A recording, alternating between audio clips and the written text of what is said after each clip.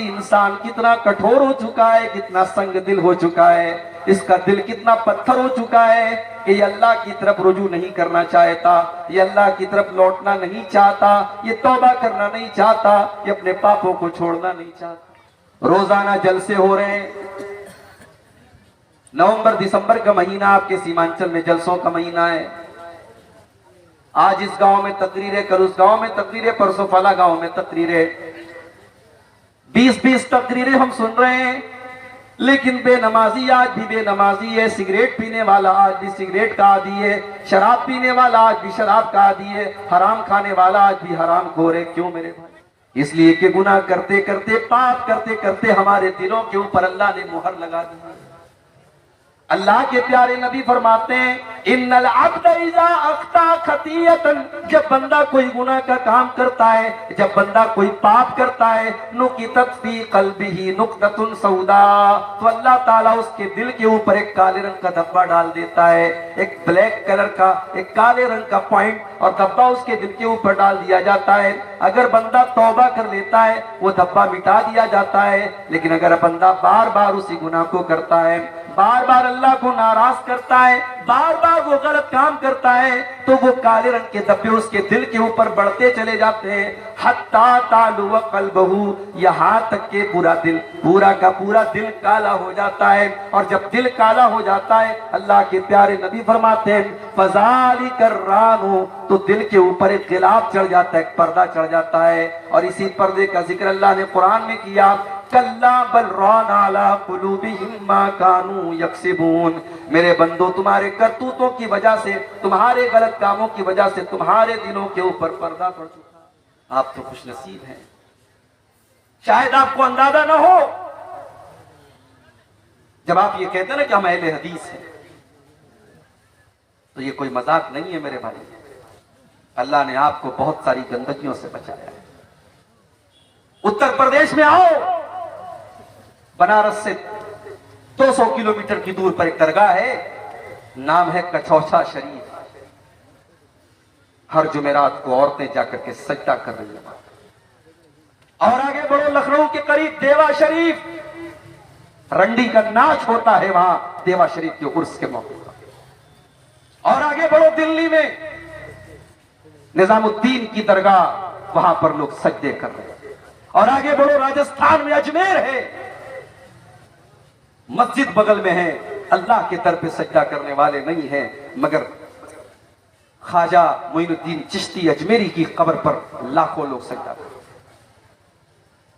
आज का मुसलमान शिर्क कर रहा है।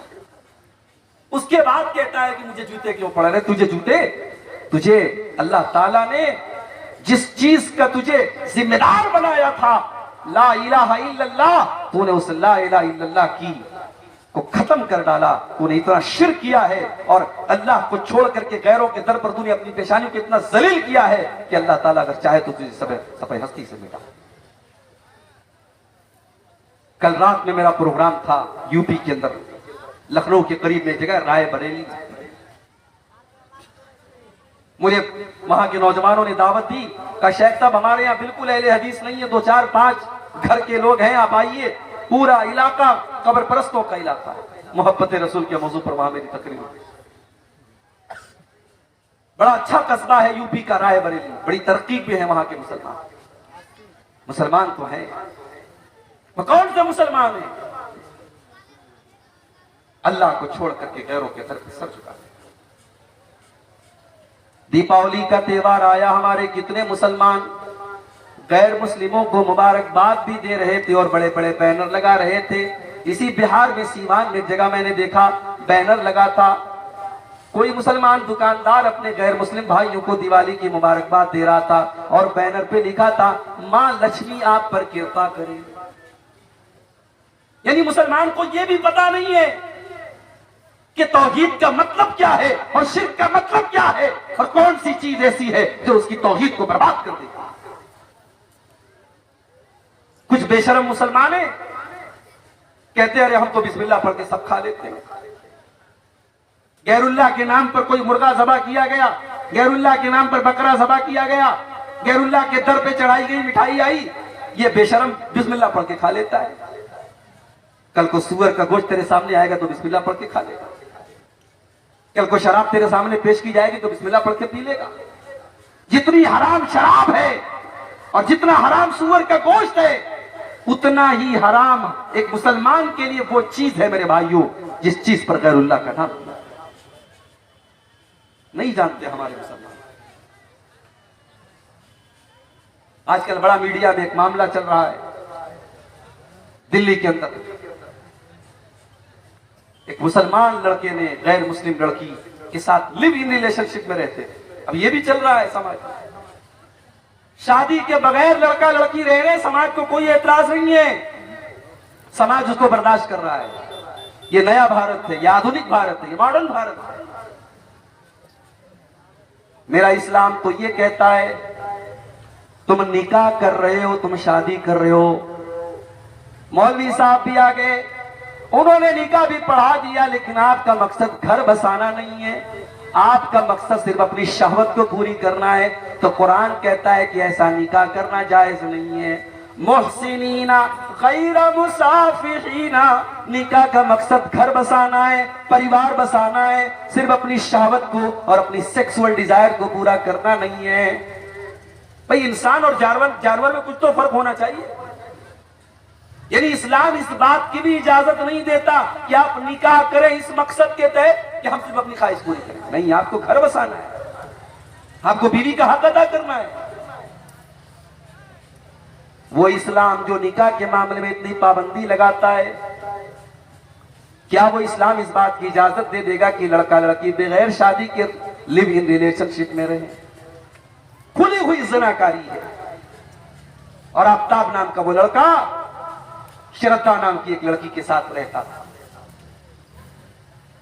सवाल यह नहीं है कि श्रद्धा के घर वालों को इतराज था कि नहीं था, सवाल यह है कि आफ्ताब के घर वालों को इतराज क्यों नहीं था। समाज की ये दोगली तस्वीर भी हमें खत्म करनी पड़ेगी। हमने लड़कियों पर पाबंदियां लगाई, लड़कों के लिए सब माफ है। स्टेज से तकरीरें होती हैं, लड़कियां मेकअप न करें, लड़कियां खुशबू न लगाएं, लड़कियां नकाब में रहें, लड़कियां पर्दे में रहें, और लड़का रात रात भर घर से गायब रहे, उसके ऊपर कोई कानून नहीं है। इस्लाम के अंदर कोई वन वे ट्रैफिक नहीं है मेरे। अगर इस्लाम एक लड़की को यह हुक्म देता है, एक औरत को हुक्म देता है कि वो पर्दे में रहे, वो बेहयाई न करे, वो ज़िनाकारी का कोई काम न करे, तो इस्लाम एक मर्द को भी हुक्म देता है कि वो अपनी निगाहों को नीचे रखे, वो ज़िना के करीब न जाए। वला तक़रबुज़्ज़िना इन्नहु काना फ़ाहिशतन व साअ सबीला। ऐ मुसलमानों, तुम ज़िना के करीब भी न जाना, वो बड़ा ही बुरा रास्ता है, बड़ा ही बुरा काम है। और जानते हो, मैं अभी कटिहार से आपके गांव में आ रहा था, रास्ते में कहीं ब्रिज बन रहा था। ब्रिज के ऊपर रास्ता अभी बना नहीं है, तो ब्रिज के शुरुआत में सरकार ने, गवर्नमेंट ने एक बड़ा सा बोर्ड लगा दिया, जिस पर क्रॉस का निशान बना दिया कि ये रास्ता जाने का नहीं, इस पर मत जाना। इसलिए कि अगर वो निशान नहीं लगेगा, हो सकता है रात का टाइम में ड्राइवर को पता ना हो, वो ब्रिज पर गाड़ी चला दे और आगे जाकर के एक्सीडेंट हो जाए। इस्लाम ने अगर ये कहा कि जिना का रास्ता खराब रास्ता है, तो इस्लाम ने इस रास्ते पर जगह जगह बोर्ड भी लगाए हैं। घर में देवर भी रहता है, भाभी भी रहती है।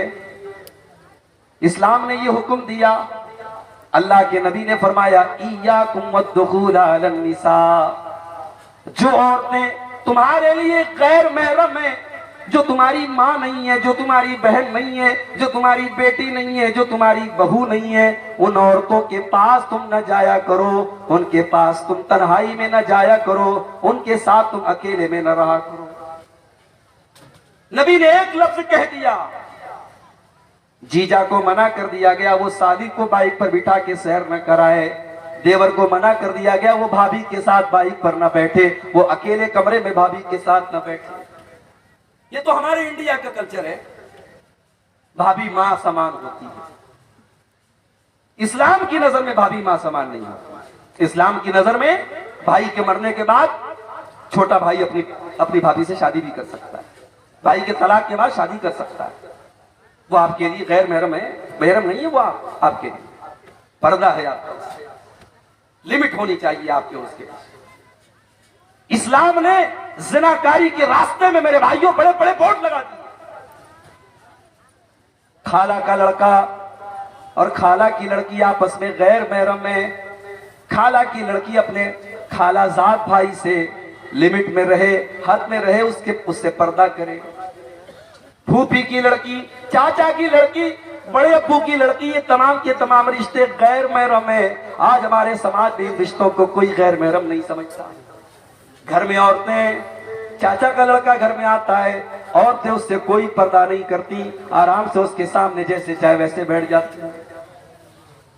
इस्लाम ने यह कहकर के बस नहीं कर दिया कि जिना के करीब मत जाओ। इस्लाम ने जिना के रास्ते में जहां जहां इंसान जिना के रास्ते पे जा सकता है, इस्लाम ने बड़े बड़े बोर्ड लगा दिए। आप हैरत करेंगे मेरे भाइयों, मेरी माँ और बहनें, अल्लाह ताला ने कुरान में यहां तक बताया कि औरत दुपट्टा कैसे पहनेगी। भाई कुरान अल्लाह की किताब है, कुरान अल्लाह की किताब है।